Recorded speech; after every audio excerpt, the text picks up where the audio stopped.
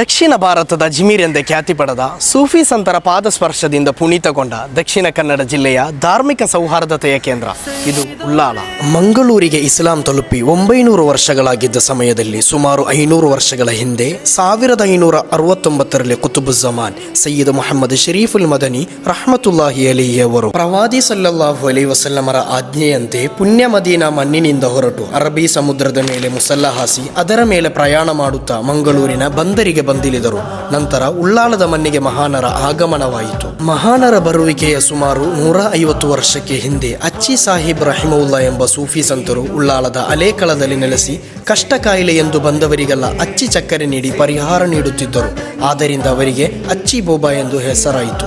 ಸಂತರ ಆಗಮನಕ್ಕೂ ಮುನ್ನವೇ ಉಳ್ಳಾಲದಲ್ಲಿ 2 ಮಸೀದಿಗಳಿದ್ದವು. 600 ವರ್ಷಗಳ ಇತಿಹಾಸವಿರುವ ಅಚ್ಚಿ ಸಾಹೇಬರು ಜನಸೇವೆ ಮಾಡುತ್ತಿದ್ದ ಅಲೇಕಳದ ಮಸೀದಿ, ಮತ್ತೊಂದು ಸುಮಾರು 500 ವರ್ಷಗಳ ಇತಿಹಾಸವಿರುವ ದರ್ಗಾದ ಸಮೀಪ ಮಹಾನರು ಜ್ಞಾನದಲ್ಲಿ ನಿರತರಾಗಿದ್ದ ಮದನಿ ಮಸೀದಿ. കടലിൽ ബാസിട്ടും കോണിൽ കൈചാച്ചിട്ടും കടലോട്ടം ചെയ്തിട്ടും കരവന്തിശിന്തോവർ വടക്കൻ മലയാളം ബന്ദർ കോടിയാളം ഭാഗം തെക്കുള്ളാളം ബലദില്ലാനന്ദോവർ. ಹೀಗೆ ಜನರ ಕಷ್ಟಗಳಿಗೆ ಆಸರೆಯಾಗುತ್ತಾ ಉಳ್ಳಾಲದಲ್ಲಿ ನೆಲೆಸಿದ ಮಹಾನರು ಅಲೇಕಳದ ಸಾತ್ವಿಕ ಮಲೆಬಾರಿ ಮನೆತನದ ಉಮ್ಮತ್ತುಮ್ಮಾರೊಂದಿಗೆ ವಿವಾಹವಾಗುತ್ತಾರೆ. ಮಹಾನರ ಆಪ್ತ ಶಿಷ್ಯರು ಒಡನಾಡಿಯಾಗಿದ್ದ ಪುತ್ತುಕೋಯ ತಂಗಳವರು ನಿಕಾಹ್ ನೆರವೇರಿಸುತ್ತಾರೆ.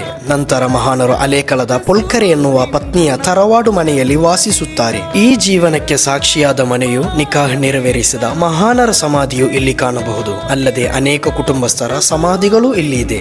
ಮನೆಯಲ್ಲಿದ್ದ ಅವಧಿಯಲ್ಲಿ ಪ್ರತಿದಿನ ಮಹಾನರು ಅಲೇಕಳದ ಮಸೀದಿಗೆ ನಮಾಜಿಗೆ ತೆರಳುತ್ತಿದ್ದರು. ಸಂತರು ಉಜೂ ಮಾಡುತ್ತಿದ್ದ ಕೆರೆಯನ್ನು ಈಗಲೂ ಸಂರಕ್ಷಿಸಲಾಗಿದೆ. ಪವಿತ್ರ ಮಕ್ಕಾ ಹರಂ ಶರೀಫಿನಲ್ಲಿ ಬೆಂಕಿ ಕಾಣಿಸಿಕೊಂಡ ಸಮಯದಲ್ಲಿ ಬೆಂಕಿಯನ್ನು ನಂದಿಸಲು ಈ ಕೊಳದಲ್ಲಿ ಉಜೂ ಮಾಡುತ್ತಿದ್ದ ಮಹಾನರು 3 ಬಾರಿ ನೀರನ್ನು ಮೇಲಕ್ಕೆ ಹಾರಿಸುತ್ತಾರೆ.